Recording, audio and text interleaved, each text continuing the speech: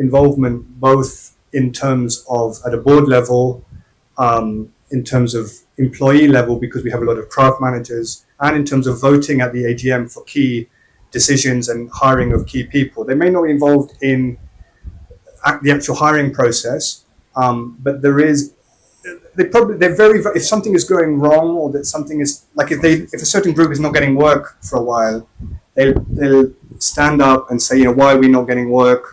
Where's our order? If there's something they feel we're doing wrong, people are very vocal, and it does, some ways it's difficult because you're answerable and have to take into account a large number of people. But it's also our strength in that as a company, that's very much kind of what we're built on and what the basis it is. But it's not easy, even the admin of managing 2,500 shareholders, sending out notices, taking kind of their consent, paying dividends. I won't lie. It's not, administratively, it's not an easy thing to do, but it has, it is kind of who we are, and it has enabled us to it's kind of it is who we are. But it's not. I don't know if that answers your question. So, if you were to start doing it, I don't know the sort of structures that exist in Zimbabwe. Are there social enterprises? Can NGOs run businesses? Do you have kind of hybrid organizations between a business and a social enterprise? So I think it depends on the type of organizational structures that exist here. Just to add to the collaboration, and maybe not answering directly, but might be helpful.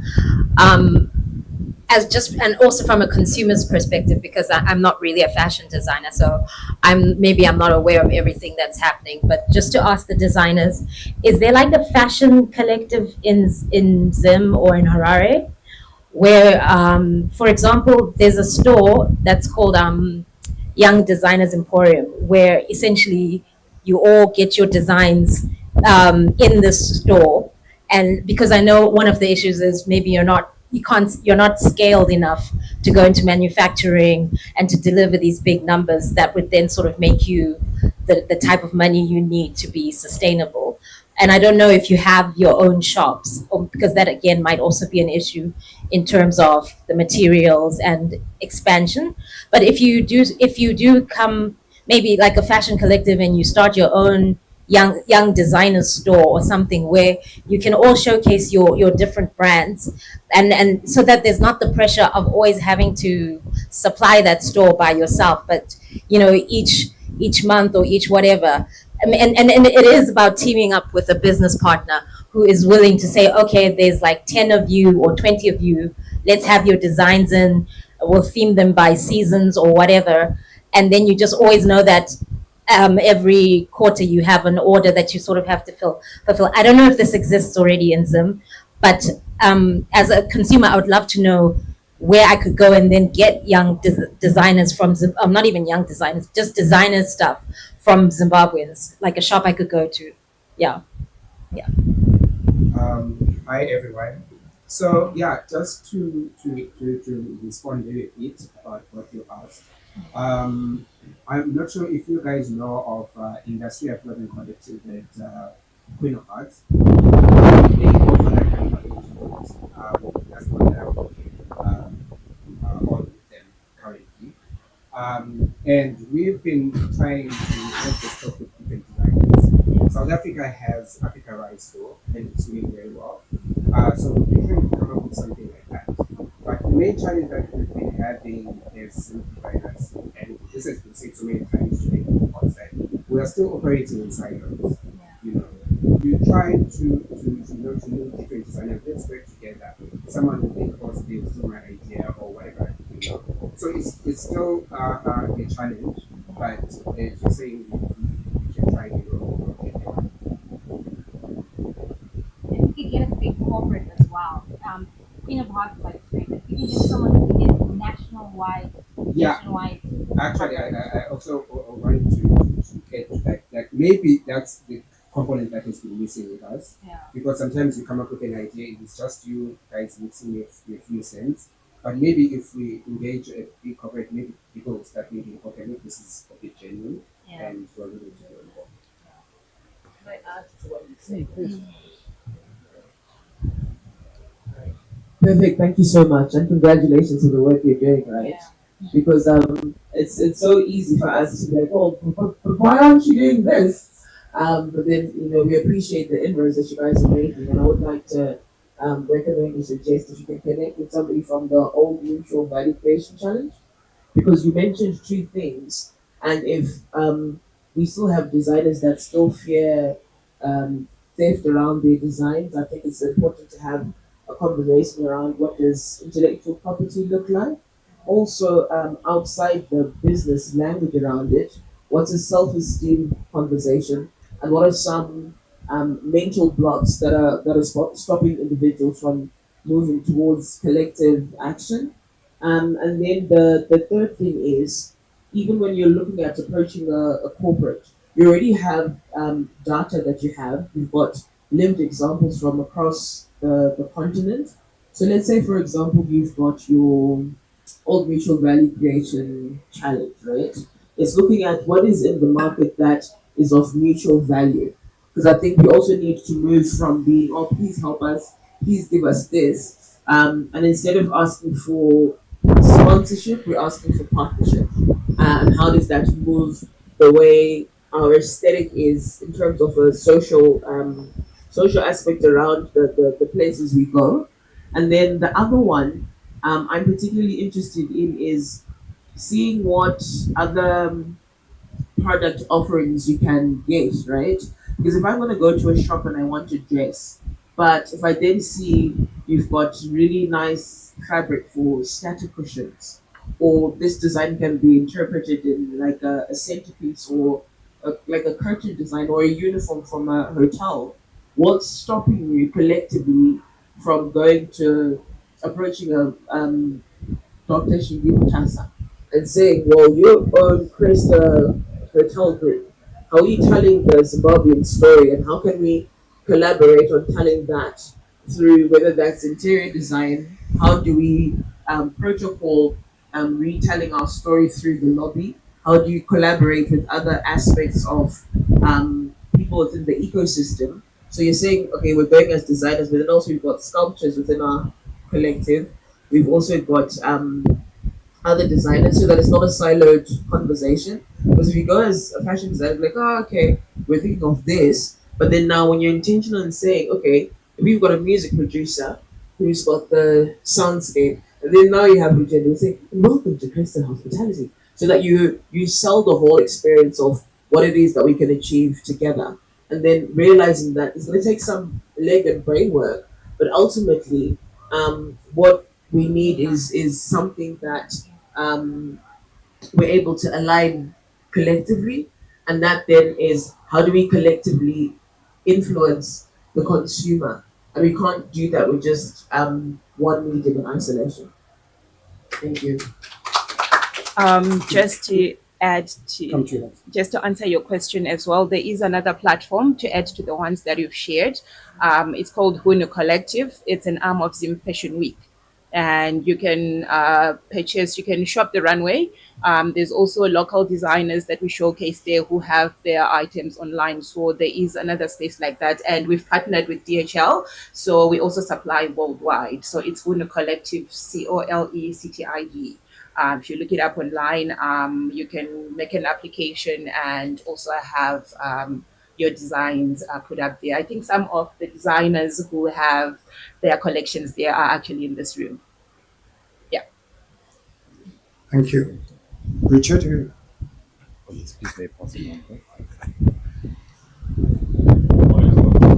So I just want to add on to what Bakari just said. So with regards to the whole fashion industry, designers and everything, number one, a lot of us as designers do not want to collaborate, like what you're talking about. Everybody feels like they're better than the other designer, and they think that everything they're doing is much more better, and everybody's just looking to get some recognition. So that kind of creates a rift between everybody else. We have places like what she said, like Young Designers Euphorium in South Africa. You've got 18 Studio in Kenya, where like maybe in Kenya they've got like 5-10 designers that collaborate and put up all their designs in a container where anybody can just come in and design, put up their designs, sell their stuff from there. Whatever sells, they get their profits. Everybody gets something. But now in Zimbabwe, number one, there is that entitlement of I'm the best designer, whereas none of us here have gotten to that point yet. Number two, there's a whole lot of gatekeeping. Like if somebody else knows something about maybe like the old mutual fund, no one is going to talk about it. Someone is just going to apply by themselves quietly, and no one is going to like tell the other person just because they want to be a step ahead of other person. So I feel like as designers, we need to just come together, right?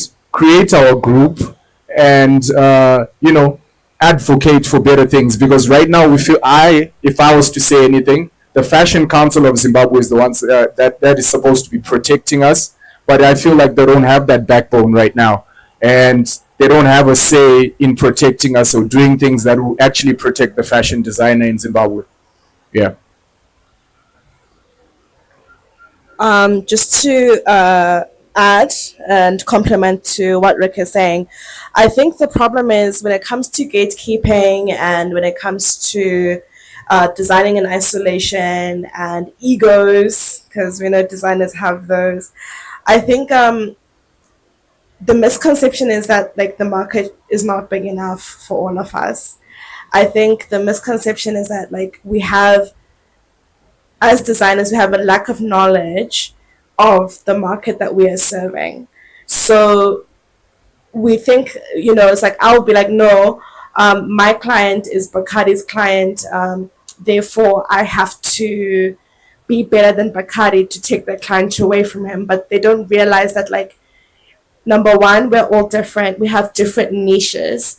Number two, if we had better knowledge of our market share, then we'd realize that like we all are able to succeed in different ways together. So I think that's the biggest thing and then at least to gatekeeping, like what Rick was saying, whereby, we hear of these opportunities and then, you don't want anyone else to have it, or, because you feel that you'll be overtaken. And I think we just need to know that the pot is big enough for all of us. We need to know that we are different people. Gucci is different to Balenciaga, is different to Prada, but like everybody has their own niche. Everybody has their own story that can be sold to so many people. So I think it's just that we just think that, the small pool, which is not a small pool, but we think that the small pool available has to be overtaken by one person, which is absolutely impossible. I just want to add to say, I think it starts with us. We're in this room for a reason, and why these things are being shared. We now have this information. And as the young, I think the cohorts, we can all come together and share that knowledge with one another and stop the gatekeeping, but let's just start it with ourselves. Thank you. Just want to quickly add, your competition is not each other. Your competition is the Gucci's and the big designer labels. They're the ones you want to be pushing out, saying, what do we want them here in Zimbabwe when we've got all of this? Okay, me, it's just a small contribution. So in terms of like the designer mindsets, like where people are gatekeeping, where people are being silos, for me, I feel like it's a response to what is happening in our market. Like if we actually had the proper logistics and the distribution channels and the opportunities and platforms like what creative economy is doing beyond creative economy and other suppliers and people in the industry, I feel like people won't behave like that because they feel like they'll get more benefits if they collaborate instead of compete with each other. Right now we compete because we most people don't have much knowledge in IP. Like, okay, I can share my idea. How do I protect it from the other person? And if we collaborate, to what boundaries do we collaborate and how do you go about it in execution? Because we can collaborate in name, but when it comes to the money, when it comes to resources, how does that look like? So if people gained more knowledge and we're actually willing to not just talk and collaborate, but actually engage in policies in the market, things will change. I think that's. I think I just want to give one example. I got the microphone that doesn't work. Is that working? You can hear you. You could hear, but yeah, I'll take it. Just on that idea of kind of people, like this year in Hub, we had 25 groups, and there was some concern of people kind of copying other people's ideas because these were 25 groups of people always all working with wool, often competing in the same markets. But actually, what happened is that because they came together and because they were in the same space every year, they worked together every year. You know, there's a kind of, I think people wouldn't copy because if you show up at the next exhibition with a product you've copied from someone you sat next to next year, there's a kind of social, I mean, IP is very hard to enforce, certainly in textiles and crafts. If someone wanted to copy something, they probably could, and there's very little you could do about it, even if there was strong IP law. It might be different in certain industries. But one, I think because a community got created and people did share things with each other. If someone had a funding, there was a donor that someone got money from and they knew there was a call for proposals, you know, they put it on the group so that everyone has it. And I think they realized that you could do it alone, but if for every one thing that you share, you'll then get 25 ideas and opportunities that kind of come back to you. And as a group, you're much stronger. And again, the market, I could never get access to the market for my scarves by myself in Delhi, but with 25 groups, you know, I have thousands and thousands of people coming. So I think there are, I mean, and Silicon Valley is probably, maybe it's a bad example, but, you know, they're the most cutthroat, competitive kind of industry in the world. But there's this feeling that they do work together, they share ideas, they support each other because they want the Silicon Valley to be the Silicon Valley. And if they create that as the center of tech in the world, they know they will all benefit. So I think there's definitely many ways in which that you can all kind of collaborate. It could be on market, it could be suppliers, it could be on ideas. I'm also going to, I think, Paul, you had a question, did you? Or? Can I just quickly add to what Rahul was saying is, of course, protect your designs as much as you possibly can, but the reality of the world is they will get ripped off. And if you have a design and someone really famous wears it, you know, obviously you want your name all over it and everything, but then the Shanes of this world and the other people, they will rip it off. It won't be as good as yours. Of course it won't. So there's two things. One, the quality probably won't be as good as yours. You just got to call it out. And then the other thing is you have to take it as a compliment, take the positive energy and go, oh, they copied my work. That's great. But you've moved on to the next thing by then. You know, you don't hang on to that old stuff. You move on to the next thing. Yeah, I think precisely that. I was just kind of like thinking about what we said and the reason why we might gatekeep and and also not collaborate. So I think at least in Ghana, and maybe this is the same in Zimbabwe and in other places as well, but a lot of times, you know, you start out with a lot of passion for your work and you're creating, and then you sort of hit a place where you're creating out to like scarcity, right? So we have a scarcity mentality where you feel like there just isn't enough. You know, it could be funding, it could be like resources. And so then you start operating from a place of fear instead of like abundance, you know, and that can cloud like your whole way of, you know, looking at the world and doing your work. And so the fear can also come from like IP, where, for instance, the only thing that you think is unique to you is your design and your creativity, because you may not have like the operation sorted out, right? You may not have production sorted out, but at least I have a cool design that the world acknowledges, and who knows what can happen with that design. And then if someone rips it off, then what do I have, you know? And so it's really like that scarcity of like resources, knowing there isn't like enough funding, the bank won't give you money because you don't have collateral, and you don't have any safety nets as well, right? This is the thing. If you fail, you fail. Like you're going hungry, literally, you know. So it's a lot of fear that people are creating from, and also just like expectations as well. And so, I mean, there's different ways that we've tried as organizations to try to tackle that. Maybe like give much more funding to creatives, just based on the knowledge and experience. And also just sort of giving more trust to creatives, right? Giving them like room to fail, because sometimes you don't have that, like just the opportunity to fail and know that you can come back. We say, oh, failure is a stepping stone, and there are all these nice platitudes that we give. But then, like, the reality of the situation is that, it's not that way. If you fail, you fail. Like, you're dying, literally, and then you have your parents and your family and all these expectations. And so it becomes like a luxury thing that you start. And we told you it won't work. We told you it won't work. And yeah, so, and look at you, so there's a place of fear where people are creating from. So I'll give an example. Like I started production and I was working with local artisans. And my biggest fear was that they would steal my design.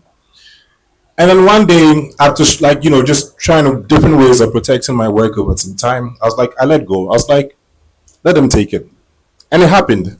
And they stole the product, my design, they gave it some other brand that was starting up and everything. And then people were sending me photos on Instagram. And I was like, let me see how long this plays out. And it faded away. Like they had that one design, they made a couple of like alterations to it. And then that was it. Like their brand died out because I started to understand, okay, it's more than the product. It's also my network. It's also my marketing. It's also the inspiration, like where I'm actually getting this design from. So sometimes walk through the fire, and just focus on what you're trying to do. And then you get on the other side. Yeah. Sorry, just to quickly add on to that, and also fear of your designs getting stolen. And I think maybe what would be important is, for example, with David Whitehead, they don't use one farm. So it might be important to look at and talk to these other industries like farmers. It is a collective of farms that they get all their cotton from to make this fabric. So then there can be a collective of designers who then also join that chain. It doesn't just end at the fabric and that it gets exported and that we as Zimbabweans don't get to use that fabric. And then just talking about fear of design, we are living in an AI world now where that is just, it's almost not going to matter to the point where literally it's... Sorry, we'll take your... No?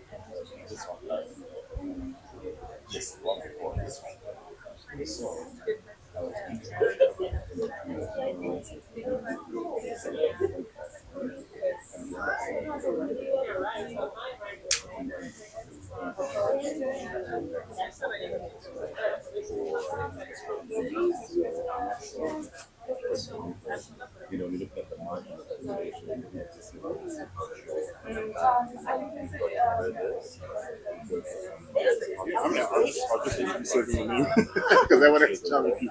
Yeah, I had an outlook. Yeah, no, I'll just. And then you've got the. Are you focusing where? But I think the market. I talked about hubris. I'm not going to just do this. How's the market? He actually did have a branding. 1,000 copies from the time. A decade. I must have heard of them. They're quite big now. But back in the day, they weren't. I'm talking about a decade ago. So they were one of our African partners, and I was really proud of myself. We had people from Pakistan, India, and then with customs and post COVID, it was just such a different world that I was like, you know what? Let me just look myself. But currently, yes, but the opportunity. We're a big market. I mean, there are a lot of people. But also, in startup terms, it's called the non-untapped frontier market. Everybody else is tapped. We're not. Communication that we haven't succeeded in. In terms of like what, so in terms of us being like a great production supply chain, okay, but also in terms of being a market for other people. I see. Because India and everybody has an issue having some funds. Again, not anybody's top place to go through their business, but that means the locals are very I see. Okay. So are you retailing within Pakistan as well? Yeah, that's my primary market. Yeah, I'm not really doing much international. I thought it was mainly sourced. God knows. I think it's maybe 1% international, it's 99% market. Because for me, if I can sell Pakistan to a Pakistani, I can sell it to anyone. It's kind of like the marketing and all. Yeah, not just that they really know the craft. So you can't like play around. I can't sell them a fake narrative. I can't like so. When I was building, I was like, first, local pride. I don't think the person has the control. Like, I don't think it's more about it. Like, there's the way you have I understand. I know. I get it. Look, I think a lot of that problem. Like, I'm finding it here, and I'm struggling, right? Even though I know here why I'm struggling. And it's not because I had a single story about honestly. I mean, you know, like, but somehow, like, the picture doesn't mean that it's strange. When I was in there, everybody was like, oh, some of your expectations are and it's just like Karachi. They weren't like, I'm from Karachi. They're like, oh, just calm yourself. Untrue. Completely untrue. She go to Rwanda, you think that you're from the room. I think maybe they thought I was thinking that, and I said, I want to go to Europe. I want to go to Europe. Oh, okay. Like, you know what I mean? I want to meet something real. So even that is all of me recognition, right? Orientalist frame. I know that. The part of me like, I want to see real Africa. It's fascinating.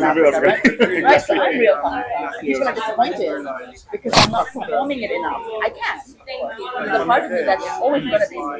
But you know, like yesterday, a very good friend of mine saw a picture of my panel and he said, "The hell? What clothes are you wearing?" Because I was wearing a jacket. Oh, okay. Why are you wearing a bloody jacket? And I was like, I thought it would be cold, asshole. I thought it would be cold. And all our clothes are very nice. So I was like, I thought it would be cold. Like, you're not representing Pakistan. I should have been visually. You know? And I was like, I get it, but it's too late now. But yeah, we have that. And Pakistan has the world's worst PR. Worst. You expect that from a bearded man. Yeah, you hit on a point. Sorry,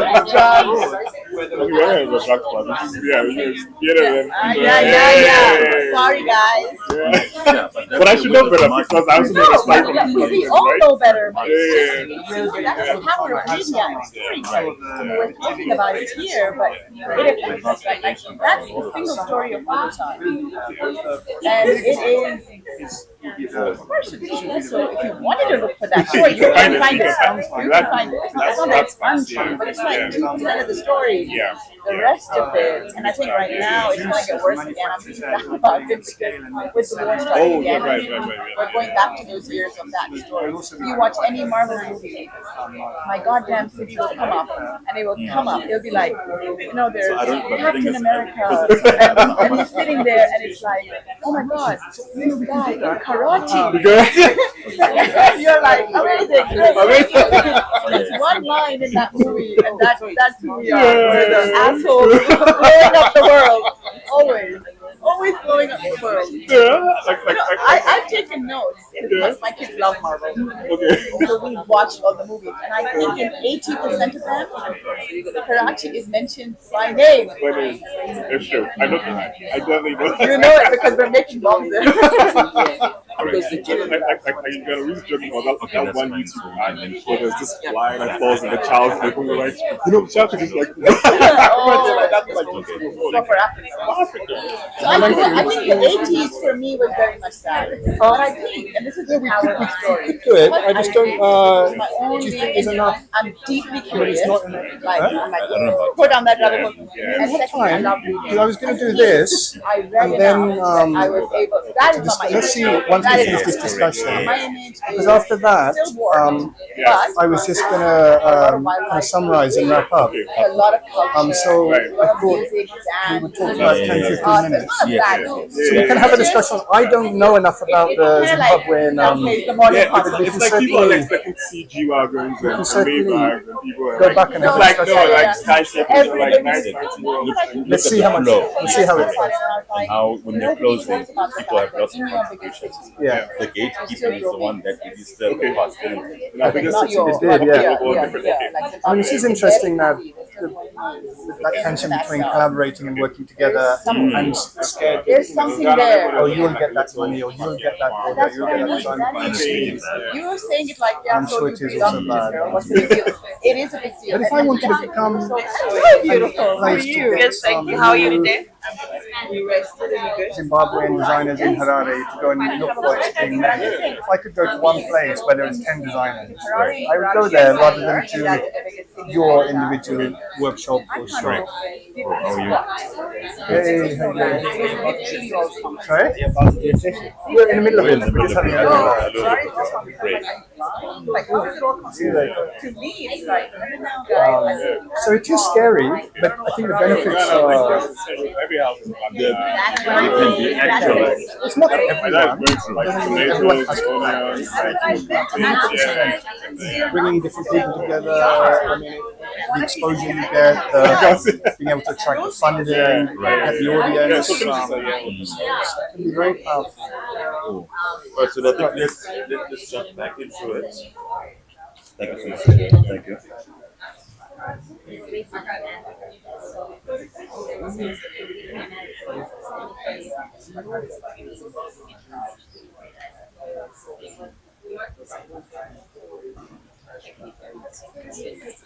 Okay, one more minute and we'll start again. Really well.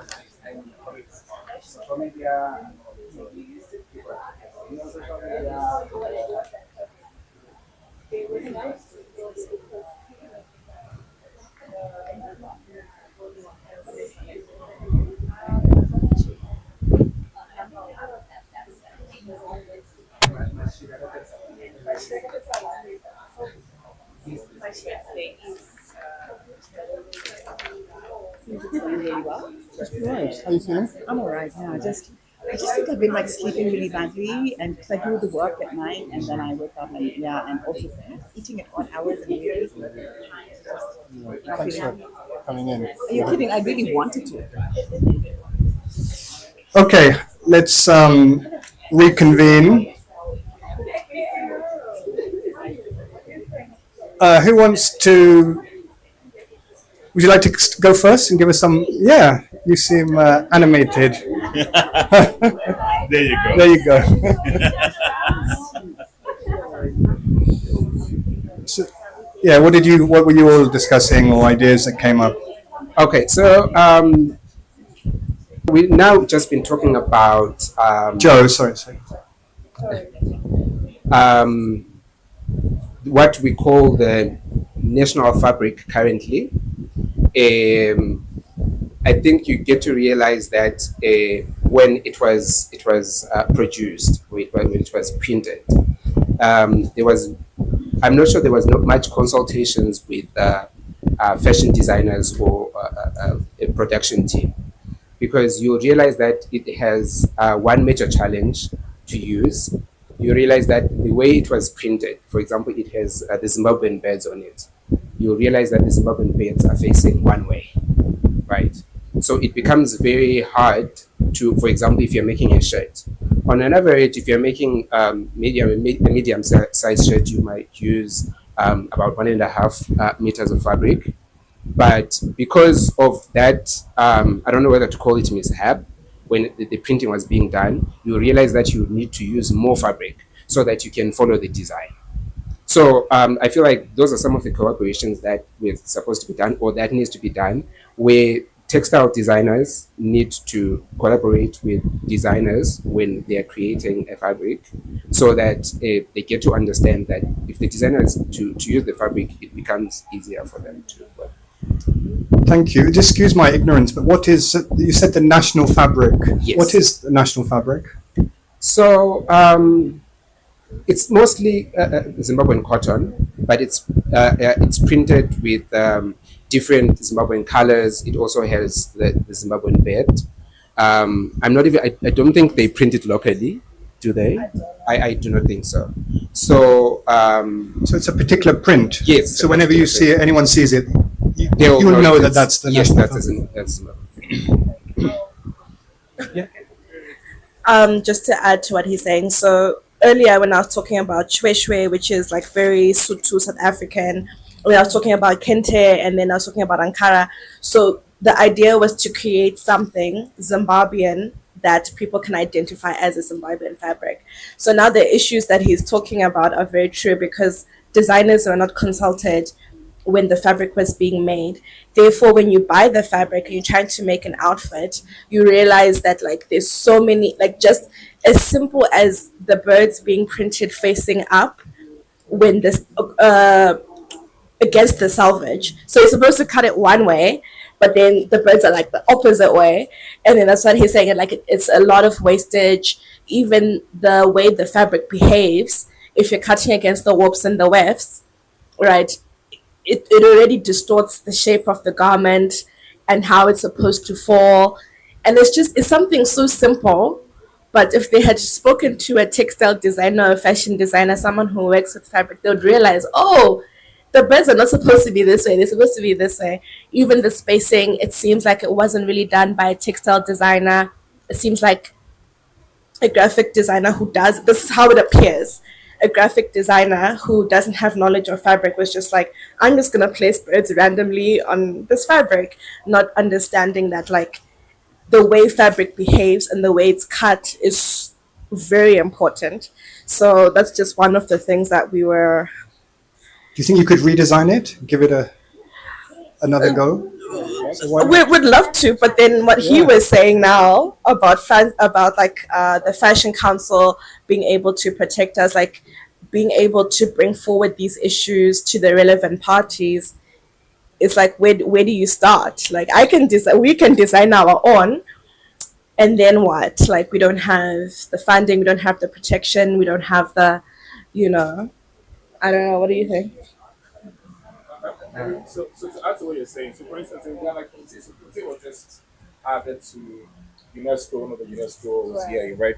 But Kente it's a long history of like woven fabric, and there's different types of Kente, and they all have stories within them. And I was thinking perhaps it's an opportunity for you to propose your work and say, hey, maybe we can have new fabrics come out for like the next 5 years that become part of the national fabric. You don't need to have like one fabric, right? Because even Kente, like I'm saying, there are different patterns of Kente.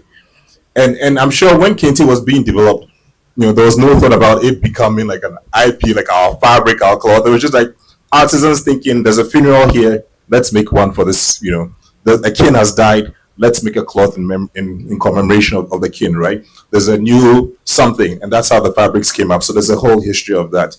So there's still an opportunity. I don't think it's a missed opportunity, like he's saying. You should just probably look into it. And when yesterday someone from the ministry was here, he was very open and receptive. He was like, we want artists to approach us. You understand? Sometimes it feels like there's a barrier, there's like a wall, right? It's like they're in the ministry, and they won't listen and all these things. But sometimes, and this guy, for instance, he's a visual artist. And he's taught in the university for quite some time. And he was just talking about some of the innovative things he had done with his students. And so he was like, he wants artists to come and to talk with him and to come up with ideas and suggestions about things they can do. And they're happy to listen. It's a lesson I've had to learn in Ghana as well. There are people who are actually invested in supporting us, and you have to take this step. Yeah. Okay.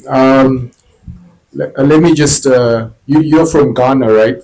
So the Kente started a long time ago, right? Whereas for us, we just started thinking about having our own national fabric, like maybe 3-4 years ago. So we don't really have a fashion identity in Zimbabwe. If we were to be honest, most of us want to wear Western clothing. We want to be looking like an American or like a European, like the Gatsby styles. So we just started adopting this now. So there's a difference there. But that being said, yes, the ministry is more than willing to like entertain our ideas and take it in. But the Fashion Council itself is the one that needs to take a firm stance on protecting the fashion industry and the fashion designer locally in Zimbabwe before we start anything. That way, those guys can get the message forward to the higher places, because me as just a designer, I'm just a designer. I can design something, I can post it, I can boost the posts, I can show it to everybody else. But if it doesn't get the amount of acknowledgement it needs from the right amount of people, it's never going to get anywhere. I think one of the things that we all seem to agree on is the importance of organizing ourselves accordingly, because that's the only way that you can apply pressure in the right places at the right scale. Because in the absence of that, it's always going to be one person going and they get like 20 of these proposals in a day. You don't know who exactly you should call because there's no way of even tracking who's legitimate and who's not. So I think one of the biggest takeaways from this platform is the urgency of organizing ourselves accordingly. If the Fashion Council is not doing as great, perhaps maybe it's just that, so I don't know how they operate or how they're gazetted to do the work that they do, but perhaps it's worth looking into creating a separate entity that has nothing to do with that one. If talking to them has failed, if trying to engage them has failed, and then, I mean, there's no law that prevents people from starting their own thing. Although also that should be done, you know, in a very cool way.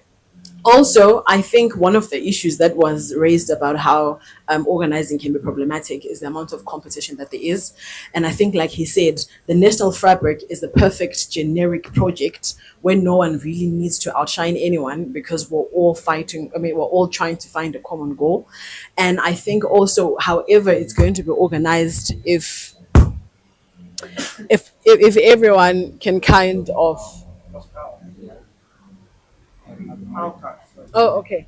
So maybe even when this organizing kind of starts in something that's generic that everyone can agree to, you can also agree on the terms of reference to say, look, we're not trying to outshine each other. We're all here to build something that's a national legacy. And then I think that's a very good foot to start on in terms of organizing, where you can use that platform to put pressure as a unit and as a collective. And then if it gets to a point where you have shares and a dividend or whatever, you can then use those proceeds in your individual You can use them. Oh, okay. So then you can use those proceeds in your individual projects separately, and then like your private fashion line becomes your side hustle type of way, and then this becomes our core for the greater good of the sector, for the greater good of the industry.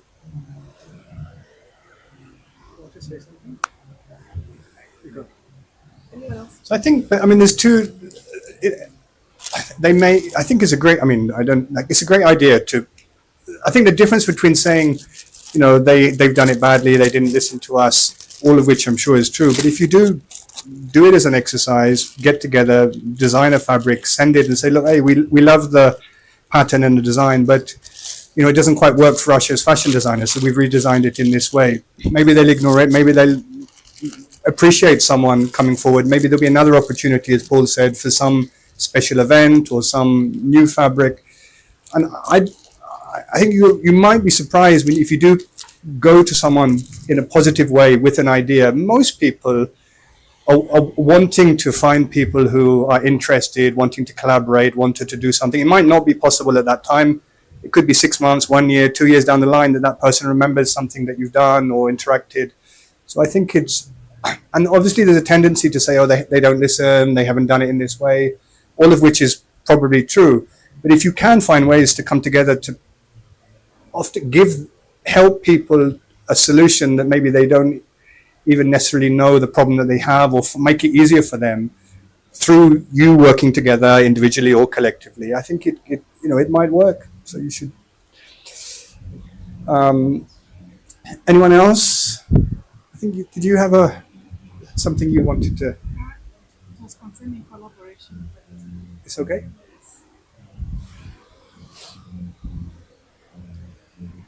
Any other thoughts or any other ways in which collaborations might work? What about markets, like your customers? Is there any opportunity there? Are all your customers very different, separate people? And is the fear of competing with designs? But what about markets or customers? I had forgotten one collaboration that's currently available with a corporate for designers. there is the Edgar's Fashion Extravaganza that takes place yearly for designers. It was a space that was created specifically for designers. So what happens around August, they put a call out and they call designers in to say if there are designers who want to come and collaborate. The beauty of Edgar's is that it's a very big retail space. So designers have the opportunity to actually learn from the best, because I think right now, currently in Zimbabwe, Edgar's is our own local, the biggest retail that we've got. So when designers take their work, you go through a lot of screening until they take I think they take about 5 per year that they want to onboard.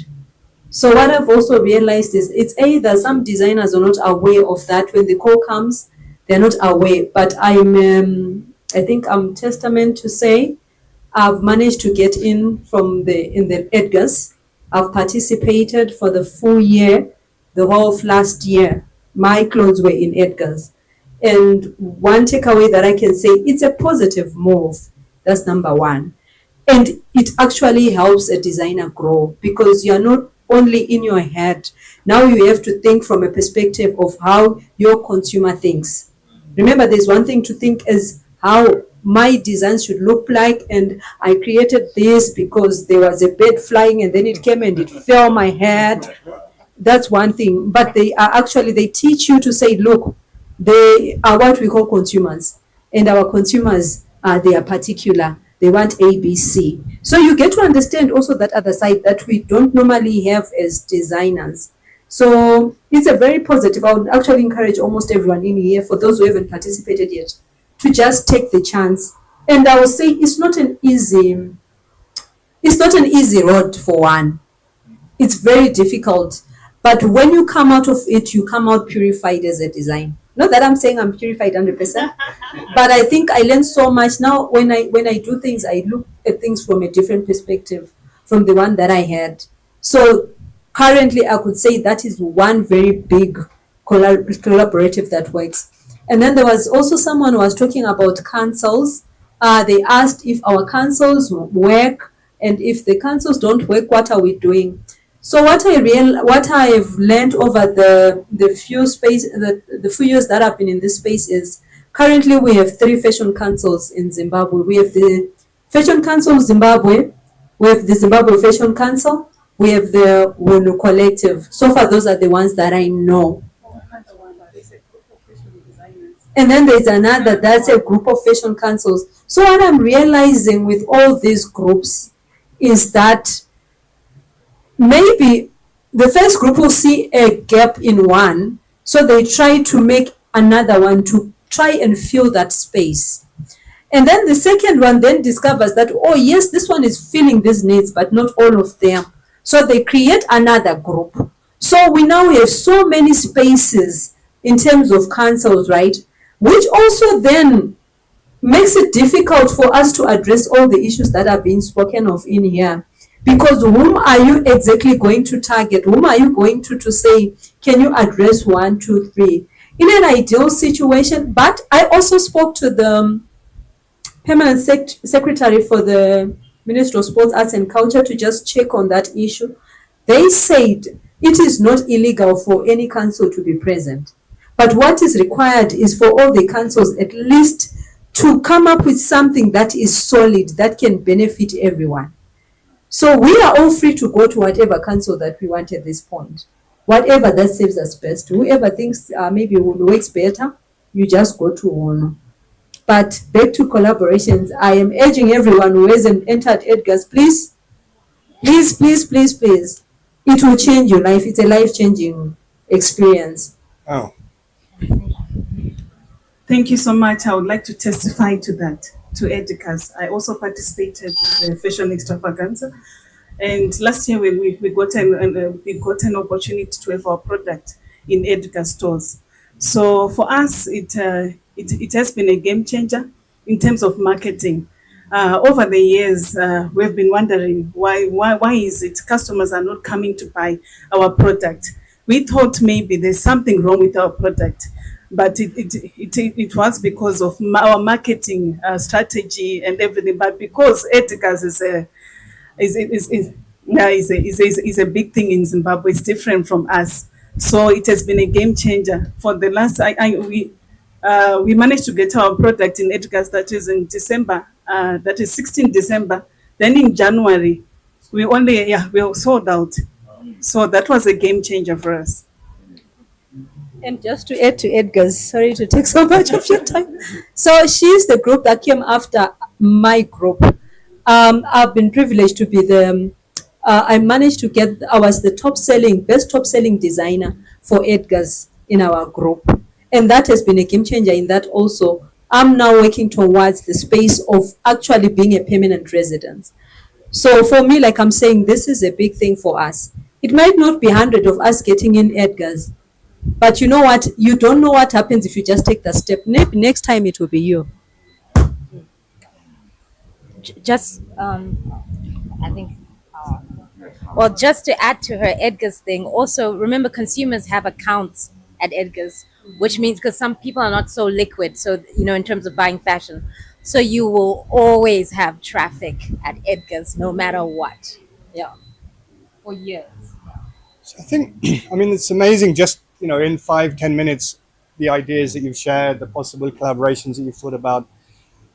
You could create a council, but I don't think. You don't have. You don't have to create formal networks. It can be informal conversations. It can be WhatsApp groups. You can meet together. If someone has an opportunity for a program, you share it with the others.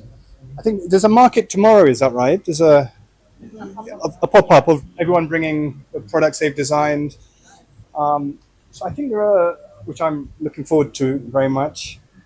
But I think, just even in the space in 5-10 minutes, when you think about the different ways in which you can collaborate, and you don't have to collaborate with everything. And obviously, some people like working alone, doing their own thing. You don't necessarily want to.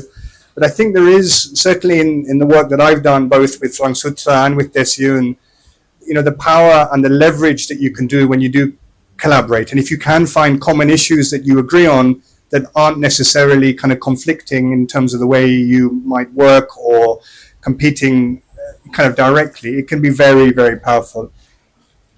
So I don't know, unless anyone has any other questions, I think it's, we're almost done. I just wanted to kind of recap a little bit in terms of what we talked about today. And one was this idea of trying to get out of the commodity trap. Now, whether that's for Zimbabwean cotton, or whether it's for wool, or whether it's for any other either natural fibers or other material that you use, by differentiating it, by looking at traceability, looking at provenance, by the storytelling behind it, you can remove and get out of that commodity trap where things are seen as as just as a market. And I think increasingly we've found, whether it's with Rangsutra supplying to IKEA, or the Mufflers supplying to an individual person in Delhi, that where something comes from, the place that it's, these are the sheep. When you have a scarf or a muffler, these are the sheep that your muffler is made from. This is the grass that they're eating. It can and does add a value to that product for which you can charge a premium. Also this idea of control and dependency, and about really understanding your supply chain. We wanted to talk a little bit more about, in more detail, the cotton supply chain. Where are the margins? Who controls it? Who's benefiting? Who's not? But I think whatever material you're working with, or whatever products you're working with, really looking at, who are you dependent on? Who's dependent on you? But understanding the margins in your supply chain, the costings for your product, but also through the whole value chain is really important. And then finally, we discussed collaboration and how that can build leverage, and how scale and working together can really make a huge difference in terms of what you're able to do as individual designers, as individual entrepreneurs. So yeah, thank you all for today and being such a good audience. Yeah, it's been a pleasure.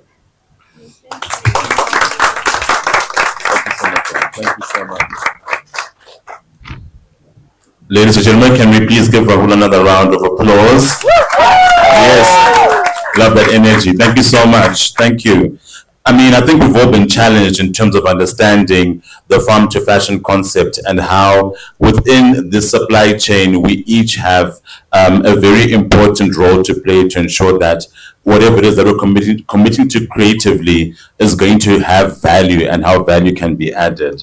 I think what I've also taken from this session as well is the fashion industry and the supply chain as a whole needs to collaborate in ways that are going to be beneficial to the beneficiaries, i.e. those in the community and those who receive the garments. So I know that this presentation, obviously for me personally, I'm also challenged to see how we can add value in the supply chain for other future projects, and I hope that you will too. So as we continue today's program, we encourage everybody to keep on engaging and connecting and exploring ways in which we can amplify the voice of Creative Economy Week. Please, can you share the hashtag CEW 2026, have pictures with each other, pictures with Rahul as well. He is a celebrity in his own right here in Zimbabwe. And please share them on your social media platforms. I'd like to encourage you all to also share your feedback of the session. Very, very important. May please see Nat before you go out, and for you to complete our feedback forms as well. And finally, I'd like to encourage you all to also attend our afternoon session today, the Creative DNA Power Talks and Networking Mixer, that will start at 2:30. On that note, I'm the older sibling, Marshall, and I'll catch you later. Bye-bye. Thank you.